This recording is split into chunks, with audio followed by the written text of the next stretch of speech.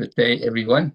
Today is Sunday, November 23rd, 2025. So we will talk about the Platform Sutra in the chapter of Samadhi and Wisdom. Last time at the end, we ended here like this. We are all still deluded beings, but if we don't learn to handle our problems in this way, then listening to the Platform Sutra has nothing to do with us.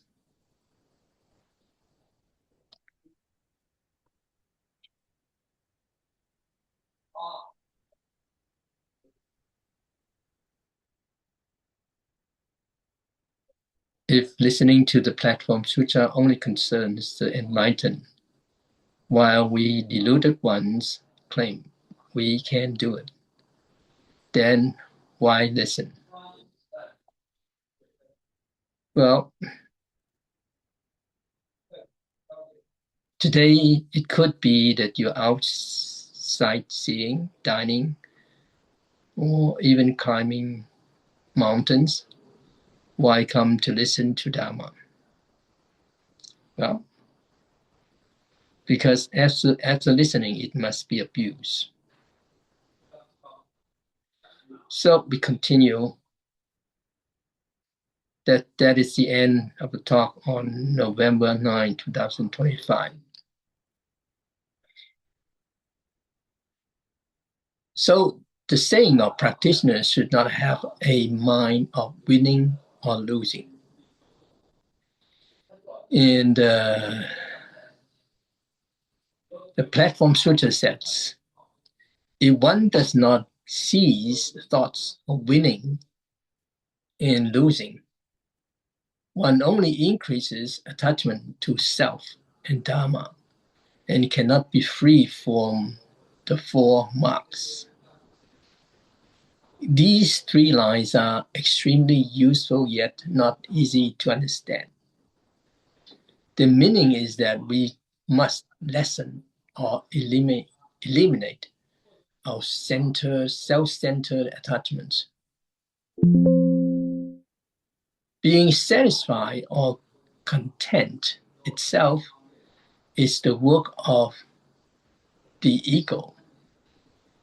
So winning and losing are just different forms of comparisons. Right and wrong, more or less, high and low.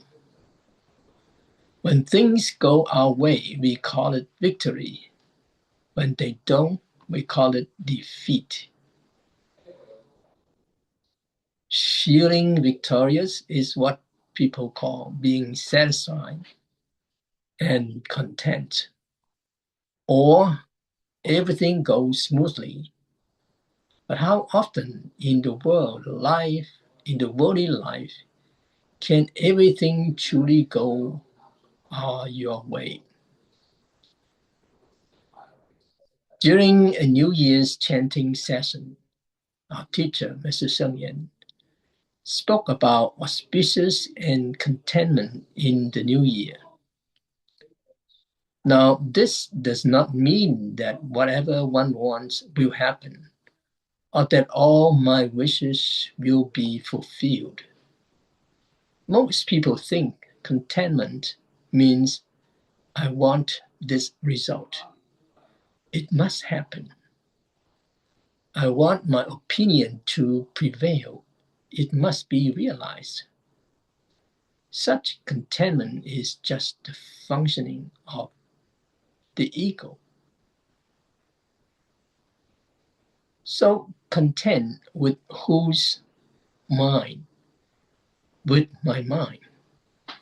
In accordance with those with whose intention? It's with my intention. So being content means satisfying my desires. Being in accord means fulfilling my will.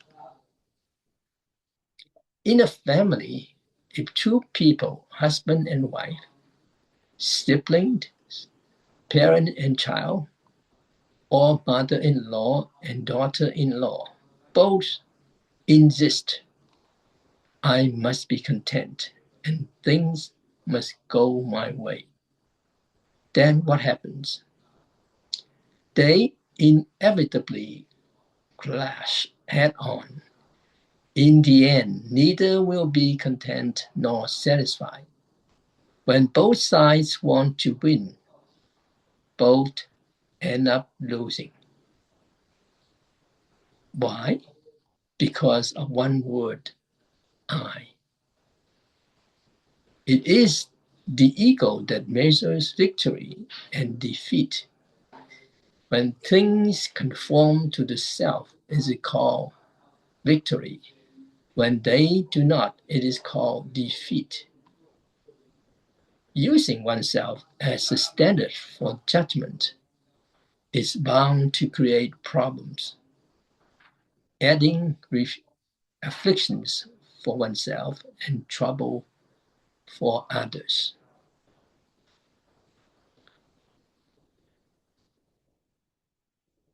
Now, this is a story told by our teacher, Master Sheng Yan.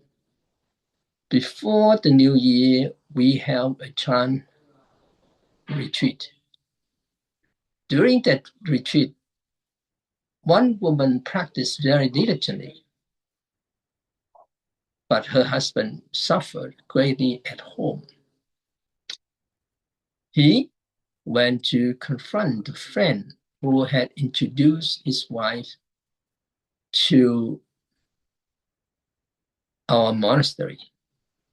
He angrily said, "You ruined my family by taking my wife to that place. The new year is coming. There are children and elders at home, and no one to take care of them. What kind of nonsense is this? Joining a 7 retreat right before New Year's?" So he demanded that the friend bring him to see me, referring to Sutra, saying that you brought my wife there, now take me there too. I want to meet this Master Sheng Yan. How dare he abduct my wife during New Year? I'm going to settle this with him. He was hysterical, truly in great pain. The friend told him, "Hey, you should be happy. The Chan 7 retreat at the monastery isn't something that just anyone can join. Your wife was accepted by Master Sheng Yan for the retreat. It's like iron being forged into steel or even gold. It's a rare and precious opportunity. Congratulations. If you want, when the retreat is over, come with me to thank Master Sheng Yan. That would be the right thing to do." The husband asked, "Really? Is it that good?" The friend's wife said, "I guarantee you, when your wife comes back, she'll be a new person, an even better wife." Hearing this, he was half convinced and decided to confront me, referring to our teacher. After the retreat ended, the day before the new year, the couple really came together with that friend. As soon as they arrived, both husband and wife knelt before me. I asked, why are you thanking me?" The wife said to the husband, "You tell him." The husband said, "Master, I must thank you. I never realized how wonderful my wife truly is. After she returned from the retreat, I feel she's an entirely different person. I never appreciated her before." But now I feel so grateful. Is Chant 7 retreat really that powerful? I asked, why do you say that? He said, before, my wife always argued with me. Whatever I said, she would insist I was wrong and she was right. But after she came back from the retreat, she never argues anymore. She no longer treats me as her opponent. Now I feel so comfortable, our home so warm and peaceful. This example shows that during the retreat, with the sitting, reflection, and sometimes even the scolding and beating, well, this is as part of this Chant 7 discipline. Her ego gradually dissolved. Her self-centeredness became less and less. She learned to care for and respect others rather than constantly pushing herself forward. Naturally, her family could feel the warmth and harmony that resulted. This is the fruit of true practice. When we dissolve our sense of self and reduce self-centeredness, we naturally gain the capacity to embrace and include all others.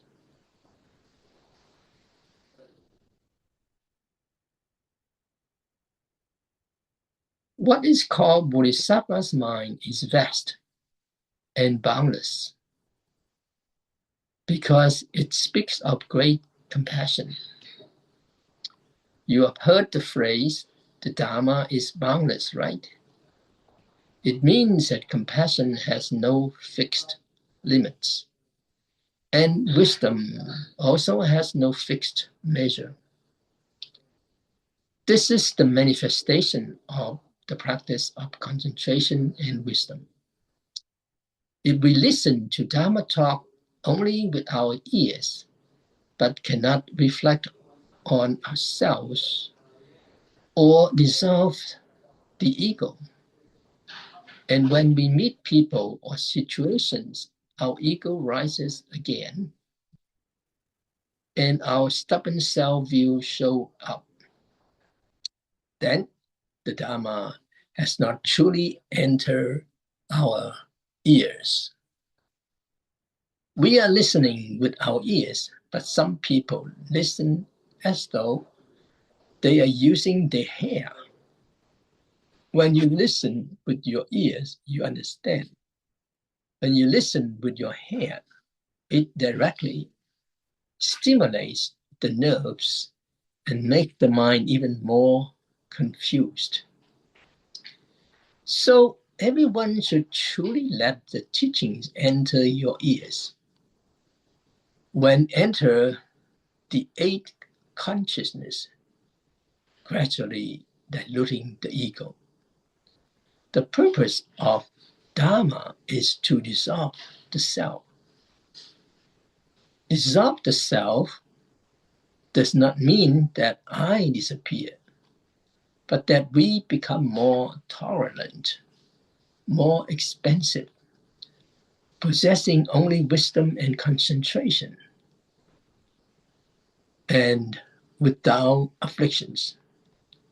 This is called no self. So what are afflictions? Affliction is nothing other than I. What is I? I is the inflation of the self, attachment to one's own opinions, one's own status, one's own name, one's own benefit. That is all self. If we stop thinking about ourselves and instead think about respecting others, our affliction will decrease. So after finishing a chant retreat, if one gains more care and more respect for others, then the retreat has been fruitful. After listening to Dharma, if you know what self is and what afflictions are, then listening to the Dharma has been meaningful. What about the 4 marks? The 4 marks are all forms of self. Now, the next line referring to the 4 marks in the Diamond Sutra. Not living the 4 marks means the 4 marks are in fact the self. Many of you may have heard about the Diamond Sutra lectures or others' teachings. The 4 marks are the mark of the self, the mark of others, the mark of sentient beings, the mark of lifespan. These 4 marks are all the self. Because of the self, there is opposition to others.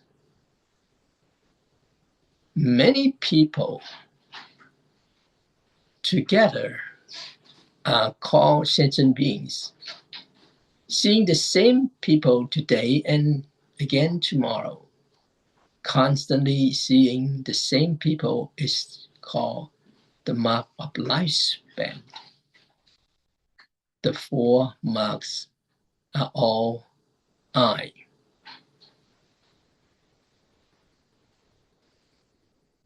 If one clings to the 4 marks, one will certainly not be satisfied or at ease. If you truly want peace and contentment, you must dissolve the 4 marks, as the Diamond Sutra teaches us. No self, no others, no sentient beings, no lifespan.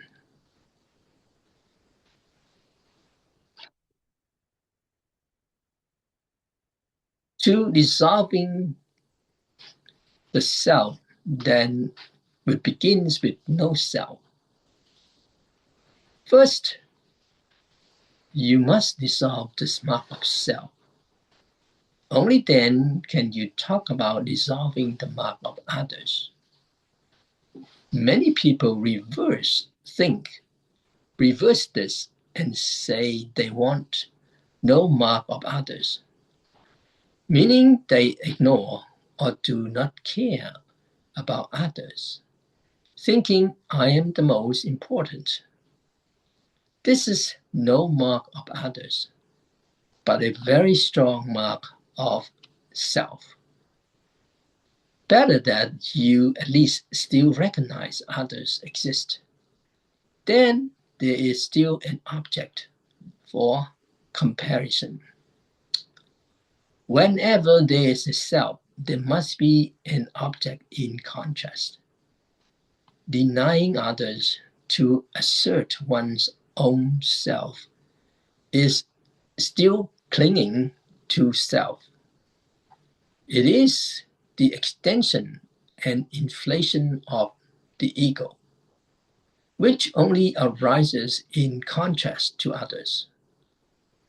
Without others, there is no I. Well, there's an example that given by a teacher.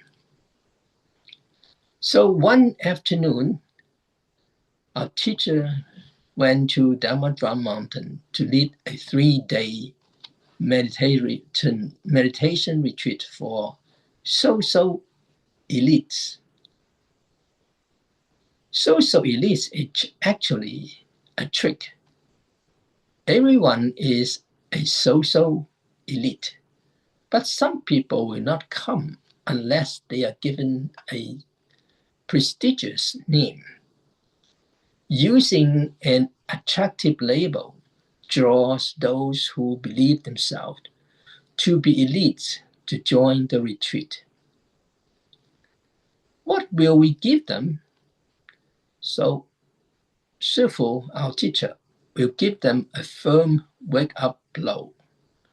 Because what these elites need is cooling water. The cooling water of the Dharma, to offer them the compassion and wisdom of Buddhas and Bodhisattvas. In other words, if these influential people can accept the Dharma, it will greatly benefit the spread of Buddhism. So we use this name to invite them to come practice with us on the mountain. It is impossible to expect them to become enlightened in 3 days. But if their views can shift and they can establish a correct understanding of Dharma, then our purpose is fulfilled. These people have great influence in society. Some are magnates in industry and commerce. Some are powerful in parliament or Congress. Some are highly successful in culture and media. They are all very accomplished. And our teacher says he needs some courage, otherwise they might crush him. Behind them are great forces. If not people, then money. If not money, then power and authority. If our teacher lacked courage, he would tremble just speaking to them. If they respond positively, they can bring tremendous influence on Buddhism. If not, it may not be good for Dharma. So, before our teacher, approaches them with therefore, our teacher approaches them with an ordinary mind. He does not see them as wealthy, powerful, or of high status. He sees them as ordinary people. He treats them with the mind of equality.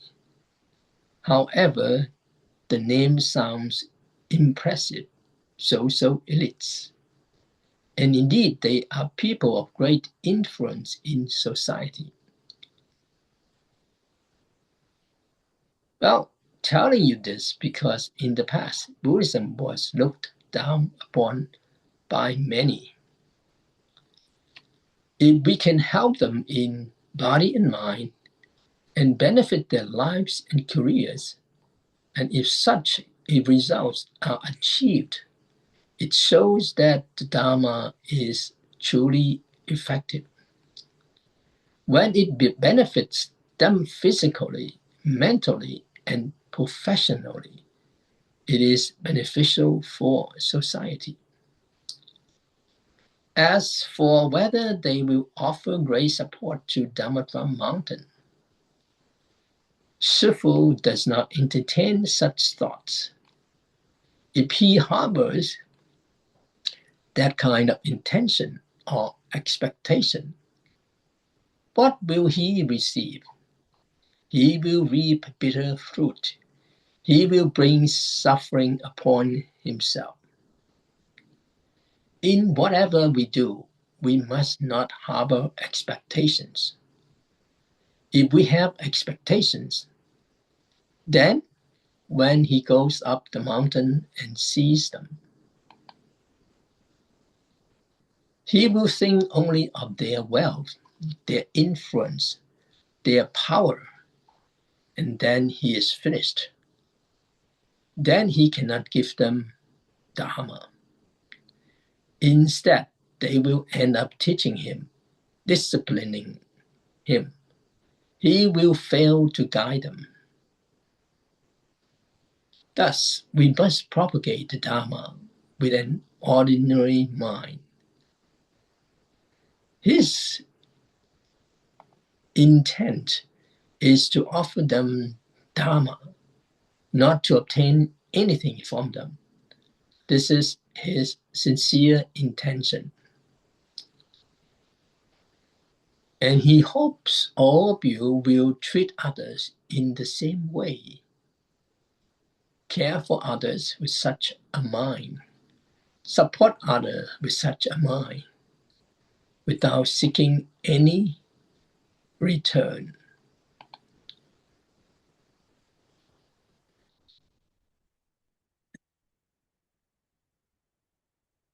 Only then will your mind be at peace and at ease. Only then will you be truly satisfied and in accord with your wishes. Otherwise, you will be dissatisfied and not at ease. Do you understand? May you all be content and at ease. Okay, so now we go to another one, the translation first. I will read it. The lamp metaphor for samadhi and wisdom. Good friends, what is the relationship between samadhi and wisdom? It is like a lamp and its light. When there is a lamp, there is light. Without the lamp, there is darkness. The lamp is the essence of light. Light is the function of the lamp. Although there are two names, in essence, they are one. Samadhi and wisdom are also like this. So, for further explanation, I'll read something like this. Good friends, the relationship between samadhi and wisdom is like a lamp and its light. Why do we call it a lamp? Because it gives off light. And where does the light come from? From the lamp.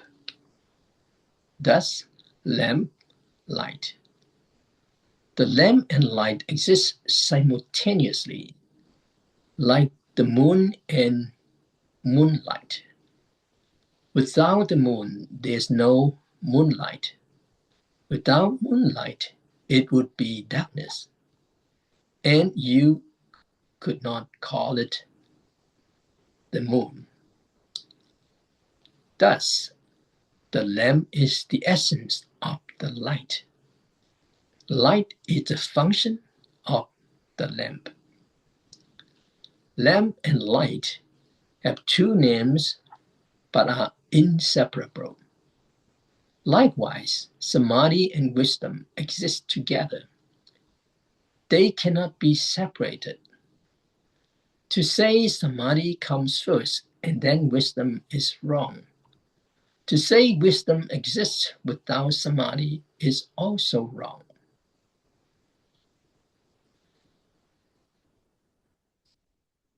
So now we have this example explains the two aspects of meditation and wisdom. They are two sides of one reality, inseparable, just like lamp and light. When there is a lamp, there is light. Without a lamp, no light. Wherever there is light, it must come from the lamp. So the sixth patriarch Huineng used the lamplight metaphor to teach that practice cannot divide samadhi and wisdom. One must see them as a single reality. Let's elaborate more. In gloomy weather, many people feel sleepy. Even when I speak, I feel sleepy. Someone begins to fall asleep and remain asleep until I finish. Why do I mention sleep? Because when people encounter things they do not truly care about, they do not want to listen. When they feel something is extremely important, like before an exam, they listen attentively. When one listens carefully, deeper understanding arises. When one listens carelessly, nothing is absorbed. Similarly, when observing the mind, the more scattered the mind, the less aware one is of its restlessness. The calmer the mind becomes, the more clearly one notices its remaining agitation. Only when the mind is truly stable and quiet can you say you have some level of skill.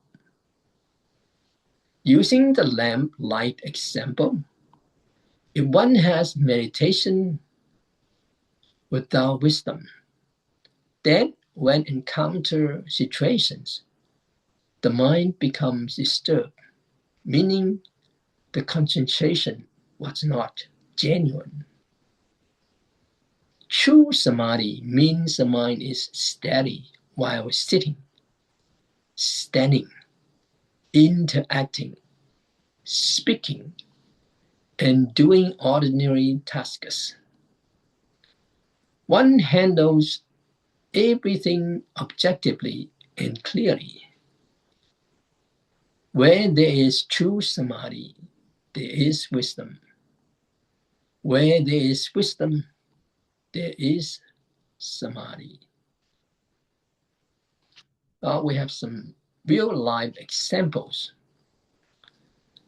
First of all is scholars with theory but no practice.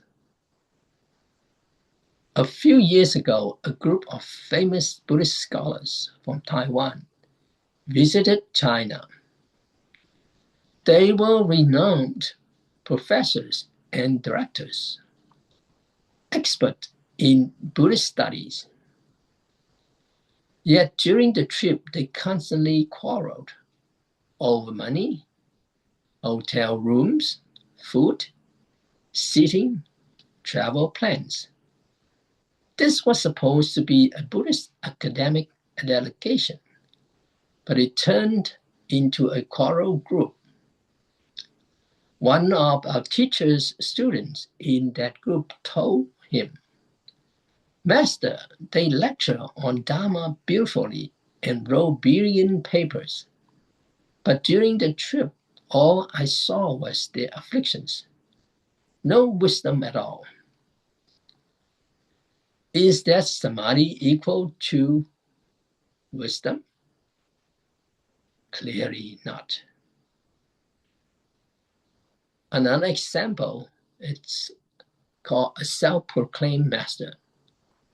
There is someone who calls himself great master, supreme teacher, even Buddha. When meeting followers, he appears majestic and powerful. But a disciple always accompany him noticed that privately he was frail, ordinary, full of afflictions, anger, pride, suspicion, greed.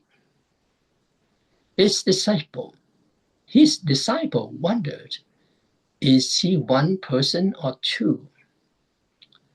And our teacher says he has neither samadhi nor wisdom, only spirits and demons. What about our teacher? Well, our teacher said, what kind of person am I? When I lecture, do I look like a Buddha or a god? But after finishing, do I also face problems? And he said, let me tell you, I am an ordinary person. I repeat what the Buddhas and patriarchs taught. I do not claim my own words. I have neither samadhi nor wisdom. I borrow the Buddha's wisdom and light. When afflictions arise, I recite sutras. The Platform Sutra, other Buddhist scriptures. When pride arises, I recite scripture. When anger arises, I recite scripture. When greed arises, I recite scripture. I learn Dharma to tame myself. How much wisdom or concentration do I have? I tell you honestly, I have neither. Do you believe me? If you want true samadhi and wisdom, listen to the Platform Sutra, because the Sutra has samadhi and wisdom, even if I do not have. So, now let's go to another translation. Section 2, one practice samadhi. It goes like this. Good friends, what is one practice samadhi? It means that wherever you are, in walking, standing, sitting, or lying down, you constantly practice with a straight mind. As the Vimalakirti Sutra says, a straight mind is the Bodhi mandala. A straight mind is the Pure Land. Do not allow your mind to be crooked or deceitful. Do not merely speak about being straight-minded or talk about one practice samadhi without practicing it. Only by acting with a straight mind and being free from attachment to all dharmas can one truly practice. Deluded people cling to form, insisting that one practice samadhi means sitting without moving and not giving rise to thoughts. If one understands it this way, one becomes like a lifeless object, and this becomes an obstacle on the path.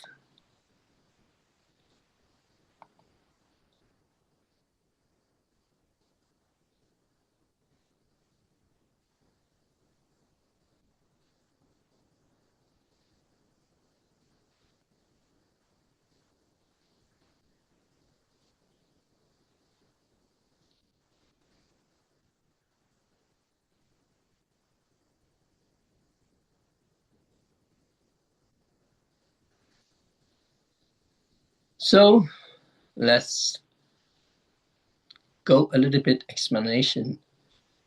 further for explanation of the translation. It goes like this. Good friends, the fundamental method of this Chan lineage is the unity of samadhi and wisdom. In terms of practice, we enter through one practice samadhi. What is one practice samadhi? It means achieving this samadhi through a straight mind. In daily life, walking, standing, sitting, lying down. Throughout all times, one practice with a direct, upright mind, aware and present in the moment. As the Vimalakirti Sutra says, a straight mind is the Bodhi mandala. A straight mind is the Pure Land. So, this is what it's like.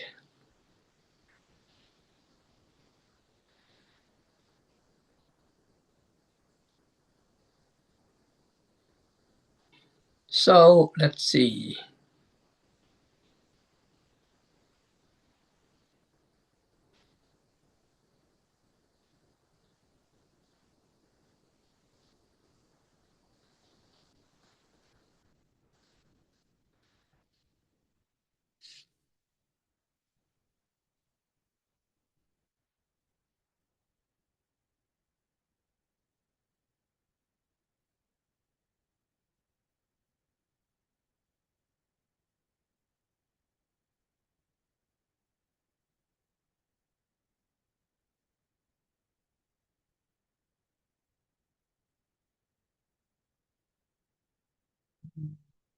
Let me find the uh,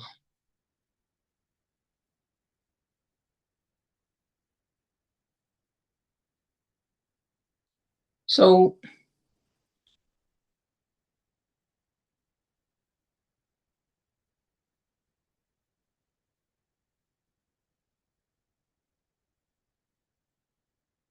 let me summary a little bit about what we talk about today. So first of all is practitioners should not have a mind of winning or losing.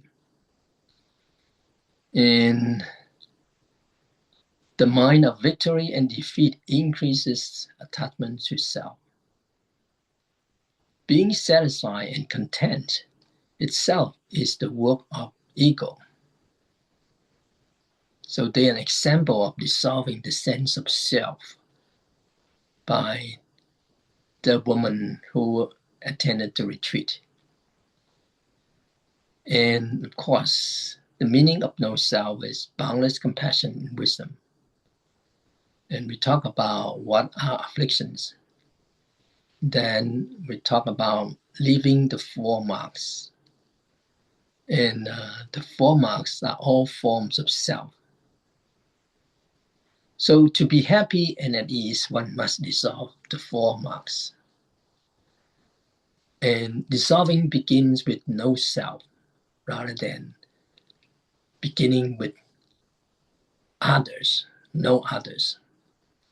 And we give an example of the purpose of the elite retreat.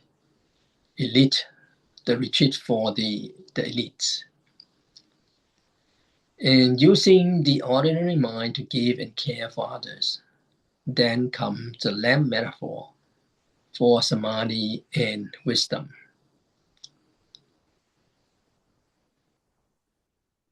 Then we go to the scholars with theory but no practice. That's an example. And another example is a self-proclaimed master. And what about our teacher? Okay, so that is the summary. So we still have some time.